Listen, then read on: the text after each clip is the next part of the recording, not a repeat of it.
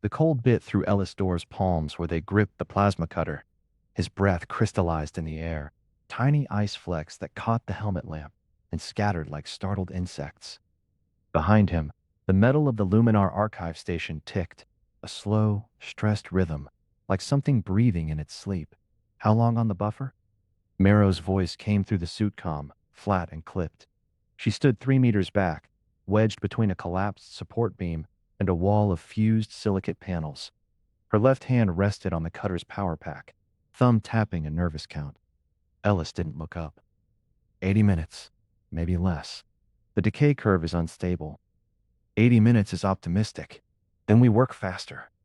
He pressed the cutter into the joint where the conduit had buckled inward.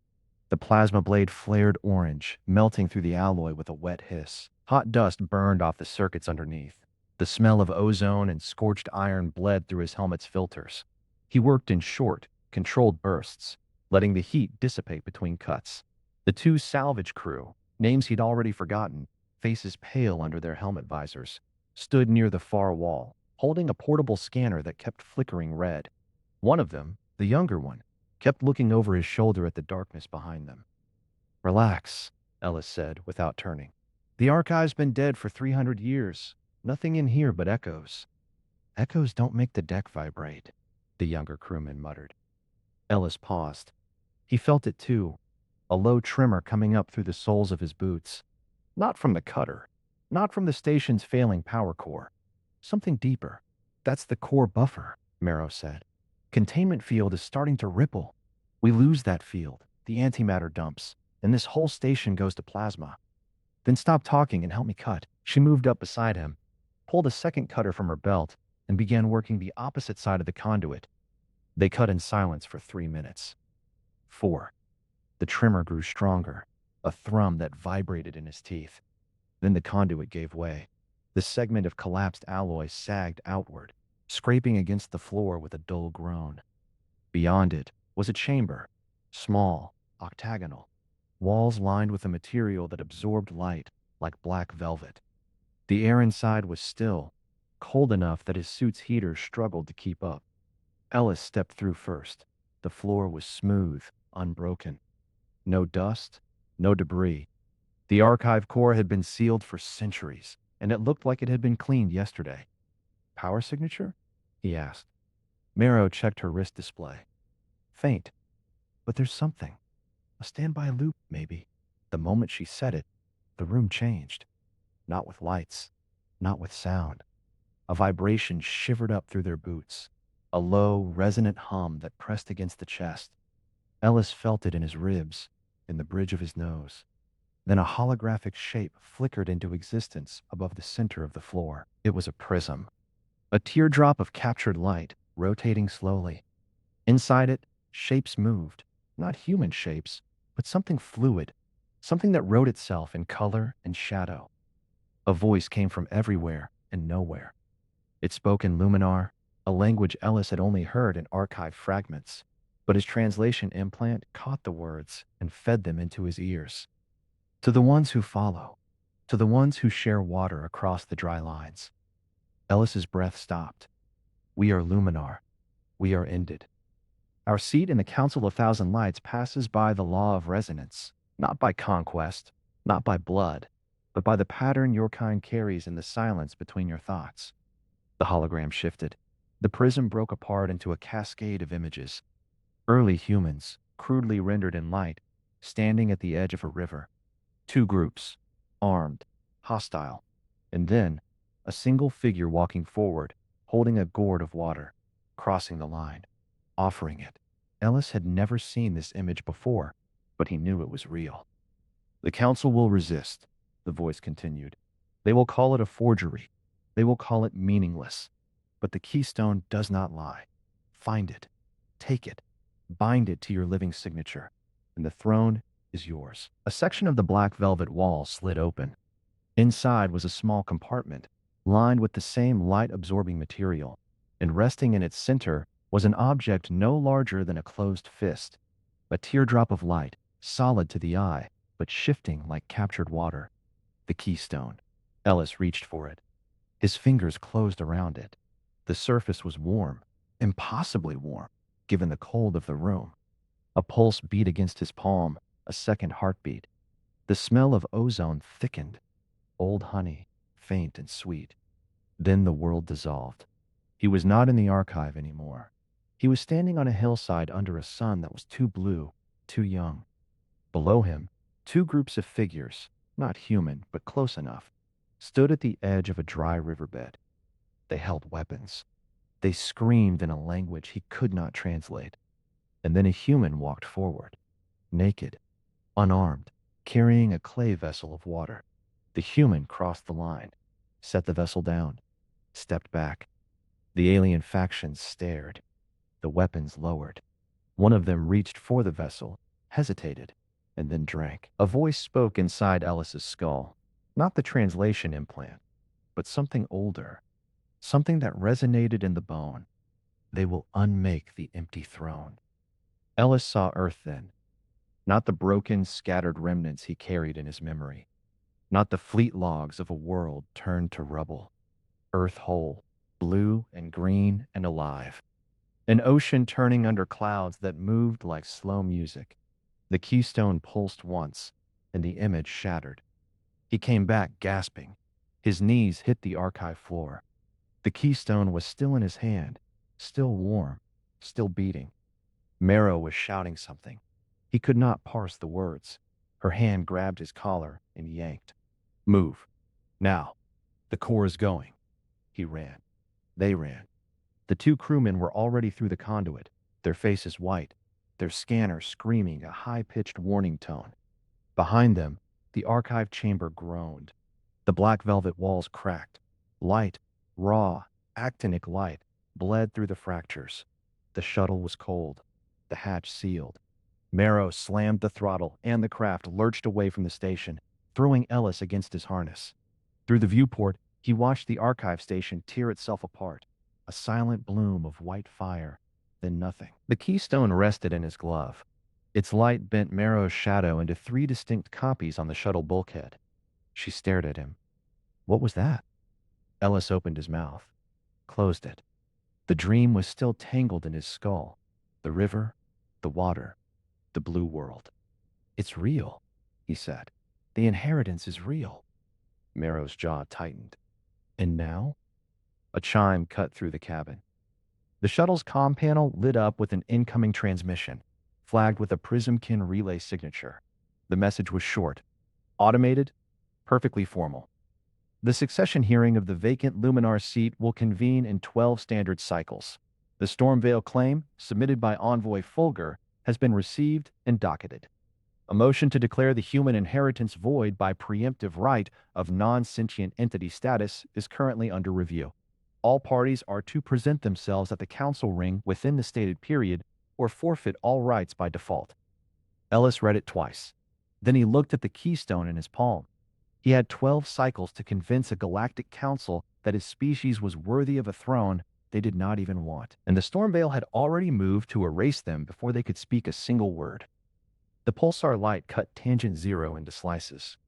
One moment the chamber was white, the next it was ink. Faces appeared and vanished mid-sentence. The air tasted dry and recycled. Fulgur stood at the center of the council ring. The Stormveil's latticed alloy shell clicked as it cycled containment, a sharp, rhythmic sound like a stone skipping across ice. Its voice was a crackle that resolved into words. The seat is not a gift. It is a responsibility.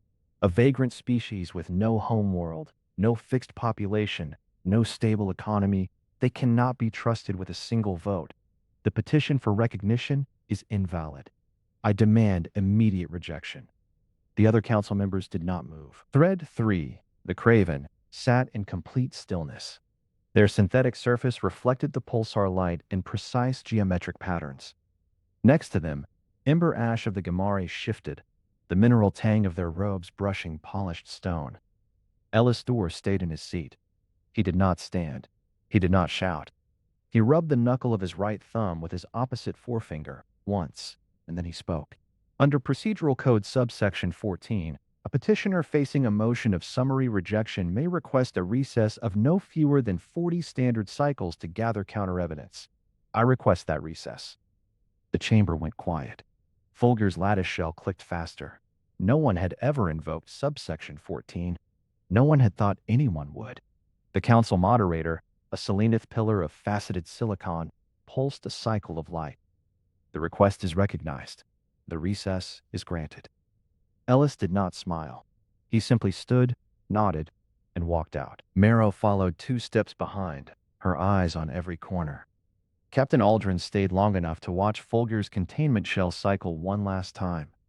Outside the hearing chamber, the corridors of Tangent Zero were narrow and dim. The pulsar's beat was fainter here, but still present, a slow pulse through the deck plating. Ellis found Thread 3 in a side alcove. The Craven stood motionless, observing a data stream that played across their own internal display. Ellis stopped 3 paces away. "I have something you might want." Thread 3's head rotated, a smooth, jointless motion. "What does a human have that a Craven could want?" "Navigation algorithms. Pattern-based. We process debris fields and gravity shadows faster than any known predictive model. Your sensor logs on Stormveil fleet movements, you have them. I need them. Trade." Thread 3 was silent for 5 heartbeats. Then they said, "We accept. The data exchange confirms the human capacity for pattern recognition. We find it interesting." Ellis nodded once. The transfer took 40 seconds. He found Ember Ash in the library wing, a circular room lined with crystalline data storage. The Gamari stood near a window that faced the pulsar, a wheel of white flame spinning at the edge of visibility. Their robes caught the light and scattered it into 1,000 tiny rainbows. "Prismkin," Ember Ash said before Ellis could speak. "You are surrounded by them. You worked with Collide on the salvage." "I worked with whoever was useful." Ember Ash turned. Their crystalline face held no expression that Ellis could read. "We share ancestry with the Prismkin, the same base structure, but we diverged long ago.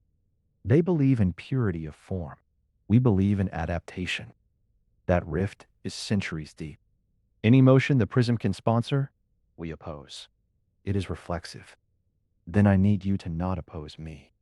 You need to give us a reason." Ellis did not answer immediately. He thought of what the Luminar had shown him, a human offering water across hostile lines. "Give me 40 hours, he said. "I'll have one." Collide watched from the doorway. The Prismkin emissaries stood in the corridor, facets catching the pulsar's light and fracturing it into tiny rainbows across the floor. They had been watching the whole time. Their color cycle was steady: blue, violet, deep indigo, the colors of curiosity. Ellis noticed them, but did not stop. He walked past. The private meeting request came 10 minutes later. A small subchamber on the station's outer ring, with a single window that faced the pulsar directly. The room was bare. No furniture, no decoration, just the light and the shadow and the slow beat. Collide entered first. Ellis followed. Merrow stayed at the door, chewing her gum in silence. Ellis held up the keystone. It caught the pulsar light and held it, glowing warm in his palm. "You want to understand. This is how." He activated it. The world dissolved. For a moment there was only the pulse, a second heartbeat, ozone, and old honey. Then they stood on a hillside, under a blue sun. 2 groups of non-human figures faced each other across a narrow stream. One group carried weapons. The other carried nothing. A human walked into the gap. They knelt. They offered water. Collide's facets went through a sequence no Prismkin had displayed outside scientific texts. 8.7 seconds of genuine feeling. Colors that did not appear in any recorded emotional spectrum. Violet that bled into gold. Gold into a light so pale it was almost white. The memory faded. Ellis was slumped against the wall of the subchamber. Collide stood rigid, their facets cycling through the last color, that almost white, for another 6 seconds before they stabilized. "That is not political theory," Collide said. Their voice was a harmonic chime, but there was something new in it. Something that had not been there before. "That is memory. Direct memory. It's who we became," Ellis said. "Not who we were. Who we became." Collide said nothing. But when they left the subchamber, they went directly to the council floor. The announcement was formal, measured, and final. The Prismkin emissary requests an investigative pause under neutrality mandate. New evidence has been presented. The succession process is stayed pending review. The moderator pulsed. The request is recognized. The pause is granted. Folger's containment shell clicked so hard a crack spiderwebbed across one panel. Merrow found Ellis in a maintenance alcove, sitting with his back to a thermal conduit, his face in his hands. She sat down across from him, did not ask if he was okay. "Do you have a plan?" she said. "Or just luck?" Ellis looked up. The pulsar light cut across his face, white, then shadow, then white again. He rubbed his thumb knuckle once, then stopped. "3 alliances where there were none yesterday," he said. It was the first time in 5 months that his voice did not sound hollow. The human shuttle broke away from Tangent Zero. Ellis watched the station shrink through the viewport, a gray ring against a wheel of fire. Aldrin stood at the comms console, one hand pressed to the brushed steel plate where his right ear used to be. "Captain," Aldrin said, "incoming from station traffic control." "Put it on." The voice was synthetic, clipped, precise. "Territorial exclusion protocol has been filed by Stormvale Claim, pending review within 90 cycles. If enacted, all human vessels will be declared illegal in Council space within 30 cycles of the ruling." The message ended. The deck hummed around them. Ellis stared at the pulsar. The light kept beating. White, shadow, white. And the station grew smaller with every second. The salvage bay stank of burned insulation and coolant. Overhead lights flickered in a rhythm that made Tessa Merrow's teeth ache. Half the power grid was feeding a signal ghost projector, and the other half was holding the atmosphere together. She crouched beside the projector's control board, nutrient gum working between her molars. The device was a mess of salvaged relays and jury-rigged conduits. It hummed at a frequency that felt wrong in her ribs. Merrow tapped the alignment pattern into the interface and watched the false signatures bloom across the tactical display. 3 sectors now showed a ragged formation of human warships. None of them were real. The actual fleet was a collection of refugee haulers, ore processors, and one patched-up cruiser held together by void composites and desperation. But the signal ghost made them look like a battle group, enough to make any scavenger think twice. Footsteps behind her, heavy, slower than they used to be. Captain Dre Aldrin stopped at her shoulder. His brushed steel auditory plate caught the flickering light as he turned his head to study the display. "It holds?" he asked. "For now." Merrow chewed faster. "The ghost draws power like a vacuum. Soon as we need real shields, it drops." Aldrin grunted. That was his way of acknowledging a problem he could not solve. He stood with his arms crossed, the posture of a man who expected bad news and had already braced for it. The bridge.com crackled. A voice Merrow did not recognize. High, compressed, speaking Galactic standard with an accent that sounded like pebbles rattling in a tin can. "Human fleet. This is Selenith Orbital Collective, designated Orin Deep. We require immediate assistance. Gravity, well, anomaly forming at coordinates relayed. Population, 243. Evacuation, impossible through the distortion. Repeat. Evacuation, impossible through the distortion. Our silicon lattice cannot withstand the shear." Aldrin's arms uncrossed. He stared at the comm panel. Merrow stopped chewing. "We don't have the hull," she said. "The last horizon is made for deep void, not gravity wells. One pass through that shear, and the void composites will start delaminating." "I know," Aldrin said. The comm crackled again. This time, the voice that came through was human, tired, familiar. "Merrow." "Aldrin?" Ellis Dorr's voice sounded like he had not slept in a week. "I'm hearing the distress. I'm still 4 days out from the council station. The last horizon is the only ship close enough." Merrow stood up. She wiped her gloves on her thighs and felt the dry tackiness of old coolant film. "Ellis, the gravity shear will tear us apart. The void composites can take it longer than any standard vessel." "Longer," she repeated. "Not indefinitely. You're asking me to risk the flagship for a Selenith colony we've never met." A pause. The comm hummed with static. "Yes," Ellis said. "That's exactly what I'm asking." Merrow looked at Aldrin. The captain's face was unreadable. but his hand went to his right ear, the mechanical one, and he touched it like a man checking that he was still whole. "We go," Aldrin said. "Plot the course." Merrow wanted to argue. The words were right there, lined up behind her teeth, but she swallowed them. They tasted like ash and copper. She turned and walked toward the main access ladder. The anomaly zone was a wound in space. Merrow saw it through the forward sensor feed, a spiral of bent light and twisted gravity, collapsing inward at a rate the computers could barely track. The Selenith colony huddled at the edge, a cluster of jagged stone structures, the beings inside unable to move through the distortion because their silicon lattice would shatter. The last horizon groaned as it entered the gravity gradient. Merrow felt it in her knees. The deck tilted. Emergency lighting kicked on, casting everything in a sick amber glow. "Damage control teams to primary hull frame," she barked into her headset. "I want bulkhead status every 10 seconds. The shriek began then. It was the sound of void composites under gravitational torsion, a long, rising note like a glass sheet being bent to the breaking point. Merrow had heard metal scream. This was different. It was the universe reminding her that their ship was a patchwork thing held together by materials that should not exist.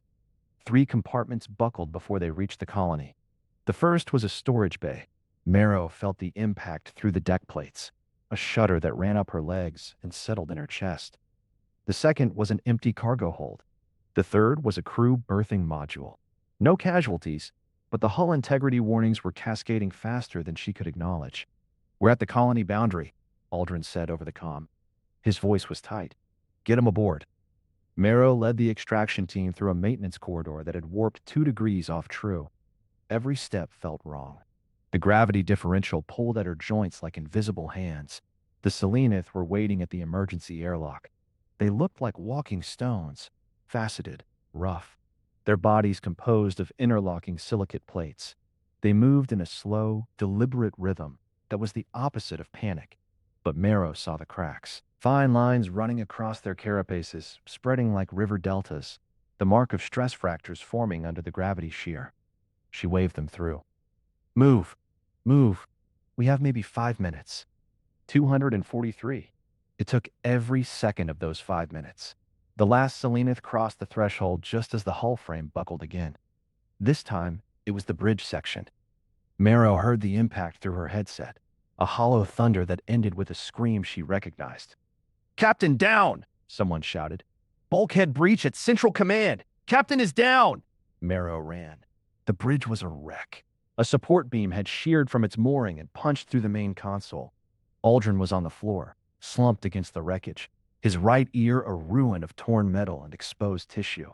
Blood pooled on the deck plates, steaming in the cold reclamation air. His auditory plate was gone, sheared off.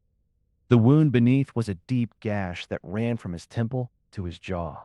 The blood was coming too fast. "Get a medic to the bridge," Merrow snapped into her headset. "Now." She pressed her gloves against Aldrin's wound. The blood was hot. It soaked through the fabric in seconds. Aldrin's eyes were open, but unfocused. He tried to say something. Only a wet rasp came out. "Don't talk," Merrow said. "Don't do anything. Just breathe." The gravity shear warnings were still screaming. The anomaly was collapsing faster than projected. Merrow looked at the sensor feed and saw the numbers dropping. They had 2 minutes, maybe. She made a choice. "Navigation. Get us out of here. Maximum thrust. Now." "Merrow, we're still tethered to the colony wreckage. Cut the tethers and go." The deck lurched. Emergency thrust slammed Merrow sideways, but she kept her hands pressed to Aldrin's neck. The blood was still coming, but slower. She heard the void composite shriek one last time as the ship tore free of the gravity well and plunged into normal space. Silence. The only sounds were the drip of fluids and the ragged breathing of the wounded. Merrow did not move until the medic arrived. The Selenith ambassador came to the engine room. Merrow was sitting on a storage crate, stripped gloves dangling from her fingers, still shaking from the aftershock of adrenaline and the sound of Aldrin's blood on the deck. The engine bay was quiet. The fusion core hummed a low, patient note. The ambassador was called Orin Deep. It stood a head shorter than Merrow. its body a cluster of dark stone facets that caught the amber light. It made no sound, but its surface rippled. A slow pulse that Merrow had learned meant communication was incoming. A voice issued from somewhere inside the stone. Not loud, but clear. Stone remembers pressure. We remember this. Merrow looked up. The ambassador's facets shifted. A single line of data appeared on the nearest display. Coordinates, routing protocols, and something else. A treaty marker, valid across 3 galactic sectors. The Selenith will not forget the debt, Orendeep said. We are not a generous species, but we are a just one. It turned and left. Merrow sat alone in the engine room. She was still shaking, but the shaking was different now. It was not fear. It was the recognition of something she had not felt in years.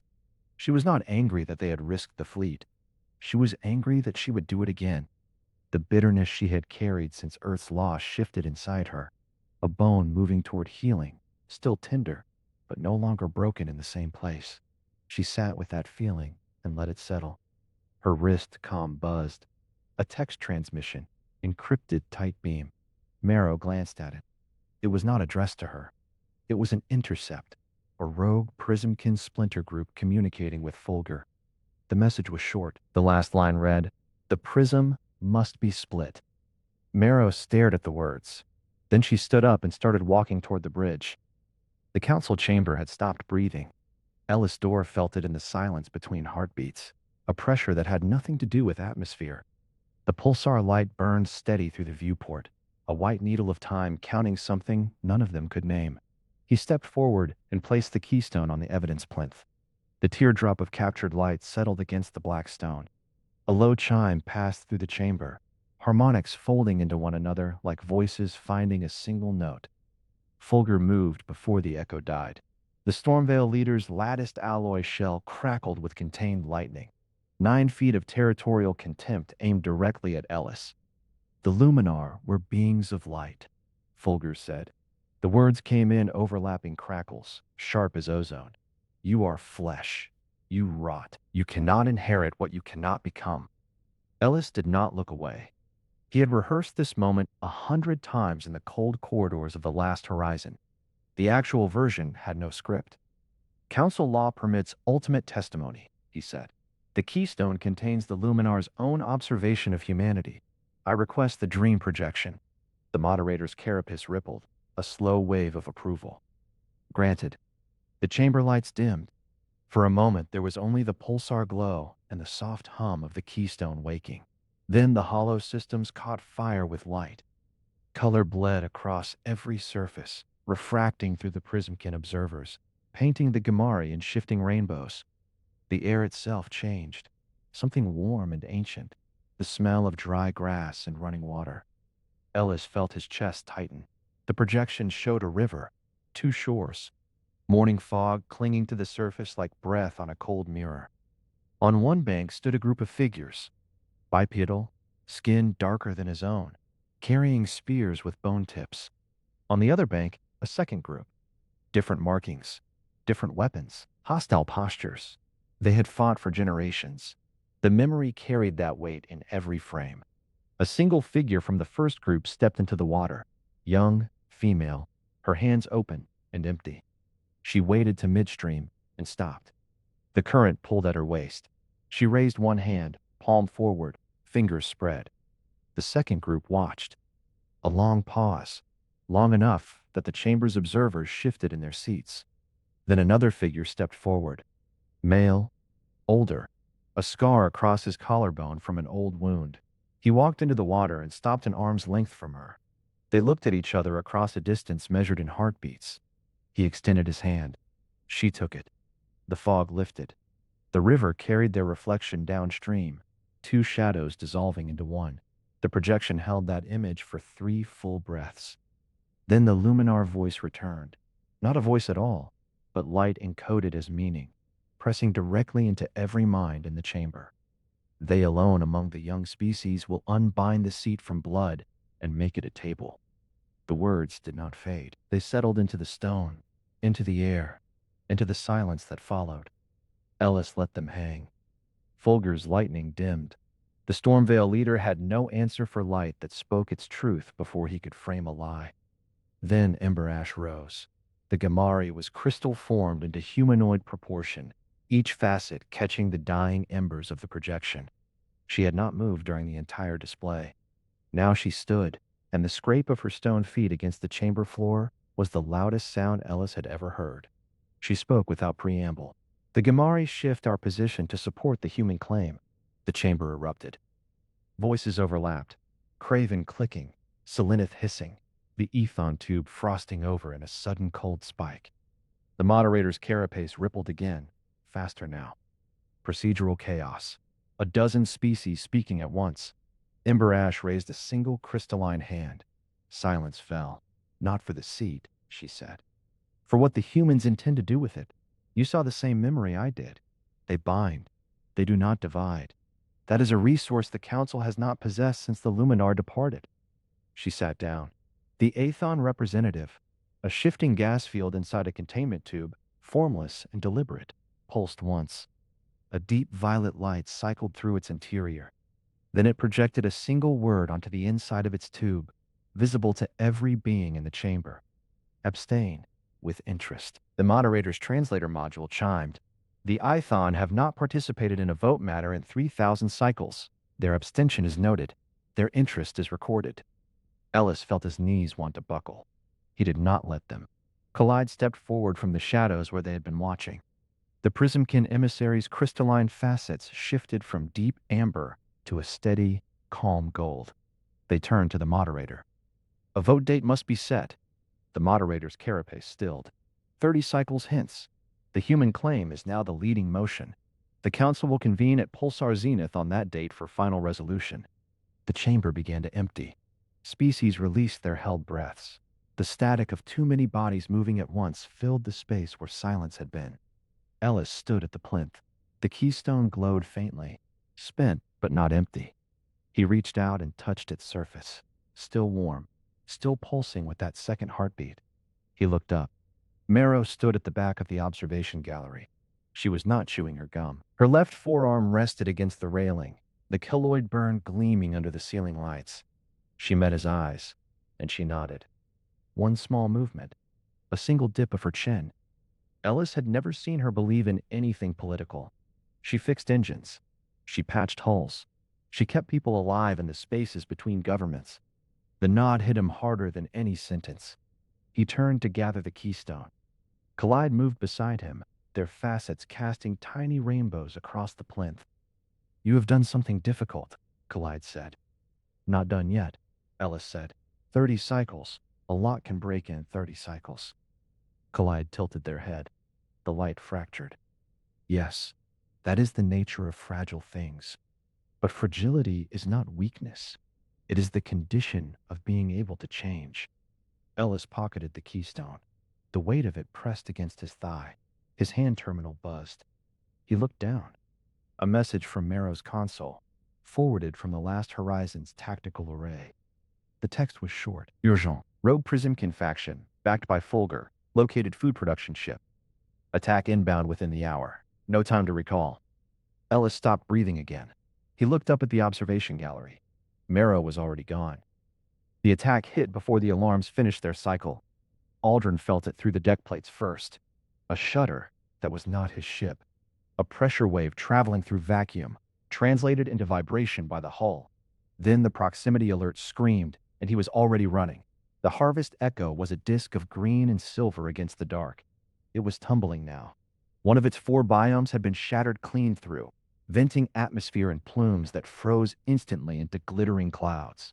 The other 3 were still sealed, but the whole vessel was rotating on an off-center axis, trailing debris and the faint green scent of flash-frozen crops sublimating into space.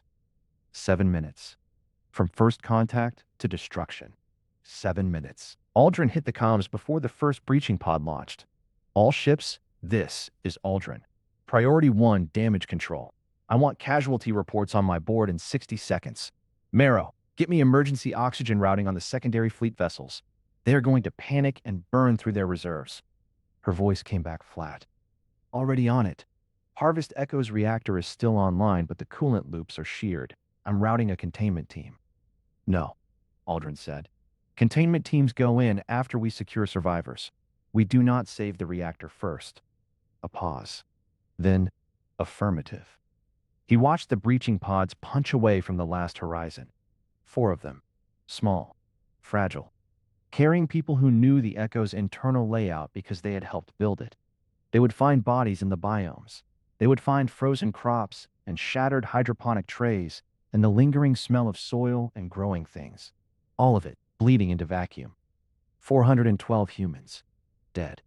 The fleet's food supply dropped to 3 weeks overnight. Aldrin stood on the bridge with his arms crossed, watching the debris field spread. His mechanical earplate caught a low-frequency transmission from the Prismkin courier that had been shadowing their outer picket for days. He ignored it. He had no time for observers. Merrow appeared at his elbow, chewing her nutrient gum hard enough to crack it. Her left arm gleamed with that waxed keloid burn. Ellis is on tight beam from tangent 0. He wants to talk to you. Put him through. The screen flickered. Ellis Dorr looked worse than Aldrin had ever seen him. The man had been hollow before the salvage mission. Now he looked carved out from the inside. His fingers worked against his thumb knuckle, a machine of anxiety. Captain, Ellis said, I am invoking the humanitarian crisis protocol.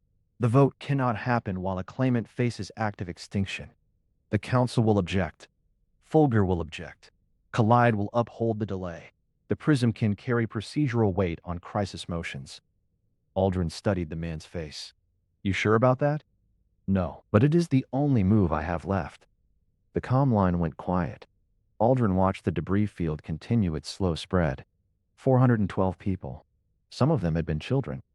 Make it work, he said. I will keep the fleet breathing. Ellis nodded once, and the screen went dark. The next 2 weeks were a grinding machine. Craven nutrient synthetics arrived first, packaged in cubes that tasted like warm plastic but kept people alive. Selenith mineral supplements followed, dense tablets that dissolved into a metallic grit on the tongue. Gamari hydroponic crystals came last, packed in shock foam, each one capable of growing a small crop of edible algae in 6 days if you had the right light spectrum and enough water. Merrow set up the hydroponic tanks in the cargo bay. She worked 18-hour shifts. Her hands trembled when she held a spanner, but she did not stop. Collide arrived on the 12th day. The Prismkin courier ship docked with the last horizon at 2300 hours ship time. Aldrin watched the approach from the bridge and felt something cold settle in his chest. A being made of light and refractive angles, stepping onto a human ship. A claim being made by presence alone. Collide came through the airlock, and the deck lights fractured into tiny rainbows across every surface. The Prismkin stood slightly taller than a human, their facets shifting through a slow gradient of blue-green that Aldrin had learned meant receptive neutrality. You have come a long way to watch us starve, Aldrin said. I have come a long way to offer a solution. Collide extended a hand, and in it sat a device no larger than a fist, made of interlocked crystalline rings. This is an energy siphon. It pulls ambient radiation from a star's corona and converts it into usable power. Your life support systems are failing because your reactors are strained beyond their design limits. This will buy you time. Merrow stepped forward. She stared at the device. Then she stared at Collide. Why? Collide's facets shifted. A color Aldrin had never seen. Something between violet and gray. You are the experiment that worked. Merrow did not ask what that meant. She took the device and walked away. The Prismkin watched her go. On the 15th day, Aldrin stood in sickbay with his arm in a sling. A piece of shrapnel from the Harvest Echo had found him during a hull integrity check. Nothing serious. The medtech had patched it in 10 minutes. He was supposed to be resting. Instead, he stood in the doorway and watched. A child sat on a bunk. 5 years old, maybe. Small. Thin. In her hand, she held a nutrient packet, one of the Craven cubes. Another child stood nearby, younger, watching with hungry eyes. The first child tore the packet open. She pulled out 2 squares. She held one out. The second child took it. No words. No negotiation. Just a hand extended and a hand received. Collide stood in the corner of the sickbay, still as crystal. Their facets shifted to a color Aldrin had never seen on any Prismkin. Something between dawn and grief. Ah, the Prismkin whispered. That is what you mean by we. Aldrin did not answer. He watched the children eat. The fleet stabilized after 2 brutal weeks. The energy siphon worked. Merrow had it integrated into the last Horizon's power grid inside 72 hours, and she looked almost disappointed that it gave them no trouble. The hydroponic tanks were producing. The nutrient cubes were enough. Aldrin stood on the bridge, arm in sling, and opened a channel to tangent 0. Ellis appeared on the screen. He looked better. Not good. Better. Make it count, Aldrin said. Ellis blinked. What? The fleet is still here. You bought us time. Now make it count. Ellis swallowed. For a moment, he looked like he might cry. Then he straightened. I will. The channel closed. Aldrin turned to Merrow, who was staring at a diagnostic board with the intensity of a woman who had not slept in 30 hours. What is it? She did not look up. The Prismkin courier is transmitting. Encryption patterns I have never seen. High bandwidth. Long range. To where? Unknown. But I traced the signal path. It terminates at the Stormvale claim. Aldrin felt the cold return. Folger was not finished. The council chamber had never been this full. Ellis Dorr stood at the center of the circular floor, the keystone slick in his right palm, and watched the tiered galleries pack with bodies from a dozen species. Craven tendrils coiled over railings. Gamari facets caught the pulsar's slow pulse. Aethon representatives drifted in shimmering clouds near the ceiling, their forms translucent and watchful. The air was so still he could hear the faint rotation of the pulsar through the hull, a deep, rhythmic thrum like a sleeping heart. Folger dominated the speaker's dais. Its containment lattice hummed with barely restrained charge, arcs of light flickering between the alloy struts. The Stormvale leader had waited for this moment. It had spent cycles gathering evidence, preparing its case, and now it intended to burn humanity's claim to ash. I present to the Council. Folger's voice crackled through every translator in the chamber. Sensor logs from the Stormvale observation platforms. Records of the human fleet's actual displacement signatures, their true mass and energy output. A holographic display bloomed above the dais. The image showed the last Horizon and its attendant ships, but not as warships. The projection stripped away the false signatures layer by layer. What remained was a cluster of refugee vessels, patchwork hulls, minimal weapon emplacements, power readings that barely exceeded a single Gamari cargo hauler. The chamber erupted. A dozen overlapping vocalizations, some sharp and reptilian, others low and resonant. Thread 3's tendrils went rigid. Ember Ash's crystal facets darkened from warm amber to a deep, bruised burgundy, the Gamari color of betrayal. Ellis felt the weight of 1,000 eyes shift onto him. The accusation hung in the air like a blade. He did not flinch. Folger pressed its advantage. The human fleet is a deception. Their claim to Luminar inheritance is built on lies. They cannot protect what they cannot power. They cannot defend what they cannot sustain. Each sentence landed like a hammer blow. The seat must go to a species with real strength, a species with actual warships, the Stormvale. The galleries leaned toward Ellis. They expected denial. They expected pleas. They expected him to rally his allies, to spin another narrative, to fight for the throne he had come so far to claim. Ellis Dorr lifted the keystone. The light inside the teardrop pulsed once, warm and steady. He held it above his head, and the chamber's noise collapsed into silence. Not because he commanded it, but because the keystone's glow had changed, from the soft amber of memory playback to a cold, silver blue he had never seen before. The Luminar built this, Ellis said. His voice was rough, but clear. They built it for a specific moment, a moment when the Council reached a deadlock between inheritance and force. Collides shifted on the observation tier, their crystalline facets tilting toward the light. A low harmonic chime escaped them. Concern or recognition, Ellis could not tell. He pressed his thumb to the keystone's surface. A sharp warmth spread up his arm like an electrical current. The Council's central hollow emitter flickered. A new projection appeared. Not a memory, not a dreamscape. This was text. Lines of ancient Luminar script unfurling in precise, geometric columns. The encryption peeled away as the keystone spoke in a voice that filled every speaker in the room. Enactment Protocol 97 Delta. Succession deadlock threshold achieved. Authority reverts to Founding Charter Clause 41. The words scrolled faster. Ellis watched the Gamari representative's facets shift from burgundy to a confused shimmer.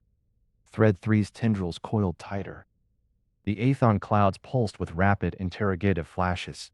Then, the keyline appeared. In the event of a succession deadlock, the seat shall be dissolved. It shall be replaced by a coalition of voices. Every member species holds equal standing. No throne, no heir, no single power. Silence. Not the stunned silence of shock. Something deeper. Something that felt like the entire galaxy holding its breath. The pulsar's thrum seemed to slow. The light from the projection cast long, steady shadows across the chamber floor. Ellis lowered the keystone. He could feel the cold sweat on his palm, the way his hand trembled slightly from exhaustion and adrenaline. But his voice held steady. "We do not ask for the seat," he said. "We ask you to abolish it." He paused. The words felt heavier than anything he had ever spoken. The Luminar saw that power concentrated in one species would kill you all. They chose us to carry that truth, not that throne. He let the statement settle. Then he added softer, "We are not heirs. We are the message." 4.2 seconds. That was how long the silence held before Collide spoke. Their voice resonated through the chamber, clear and certain. A single word. Recognition. The Prismkin formal term for a truth so self-evident that debate must cease. The word carried legal weight. It meant the Council's own process had been halted by the weight of what it had just heard. Emberash's facets brightened slowly, returning to a calm, neutral gold. Thread 3's tendrils relaxed. The Aethon clouds stilled into a single, unified haze. And Fulgur, the Stormveil leader's containment lattice, began to shudder. Not from anger. Ellis had seen Fulgur angry, had felt the static pressure of its fury. This was different. The lattice contracted inward, the arcs of light dying until the shell became a tight, humming ball barely 3 feet across. The Stormveil's core energy flickered. It was not fear. It was incomprehension. The humans had not come to claim a seat. They had come to unmake the game itself. And Fulgur had no framework for that. Its species had built its entire identity on dominance, on hierarchy, on the certainty that power was the only language that mattered. Ellis watched the ball of light pulse once, twice. Then it snapped open. The containment lattice expanded with a sound like tearing metal. Fulgur's voice tore through every speaker in the chamber. Not a translation, not a modulated approximation. Raw electrical discharge translated directly into sound. "Then, I will take by force what you refuse to claim." The hollow emitter flickered and died. Red emergency light flooded the chamber. And through the hull, distant but unmistakable, the first shockwave of Stormveil weapons fire reached the station. The bridge of the last horizon screamed in 3 voices at once. Hull breach. Energy spike. Life support failure. Merrow stood at the tactical console with a welder still in her hand. She had been sealing a coolant line when the first salvo hit. Now she planted her feet and watched the display paint Stormveil cruisers in angry red clusters. Fulgur had not waited for the vote. "Aldrin," she said, "I need the wedge formation. Now." The captain did not question her. He gave the order across the fleet channel, his voice flat and unhurried. "All human vessels. Void composites forward. Absorb the first wave." The 23 ships of the refugee fleet moved like a single body. They had drilled this pattern in empty space, never believing they would use it. The void composites drank light and deflected energy. A Stormveil beam hit the lead ship and scattered across the hull like water off oil. The ship held. Merrow allowed herself a single breath. Collide's voice came through the comm, fractured and musical. "Prismkin cruisers anchoring your flanks. We will fill our own breaches." She saw it on the sensor display. 5 crystalline ships slid into position, their hulls already glowing where Stormveil fire had struck. The cracks sealed as fast as they formed, new crystal growing in spirals. "Craven sensor drones are blind," said Thread, 3 over a secondary channel. "Stormveil targeting arrays cannot lock." Merrow watched the enemy salvos go wide. The drones swarmed in a haze of false signals, and the Stormveil ships fired at nothing. In the council chamber, Ellis Dorr lifted the keystone. The light caught his face. His eyes went distant. Protocol 97 Delta, he said. Full activation. The keystone flared silver blue. A pulse went out across the room, through the station, into the minds of every ally who had linked to the human cause. Merrow felt it. The dreamscape link opened like a door she had not known existed. Suddenly, she was not standing on the bridge alone. She stood in a room full of people breathing in unison. She knew where every friendly ship was. She knew where every enemy arc would strike. The knowledge poured into her skull without language. She let it guide her hands.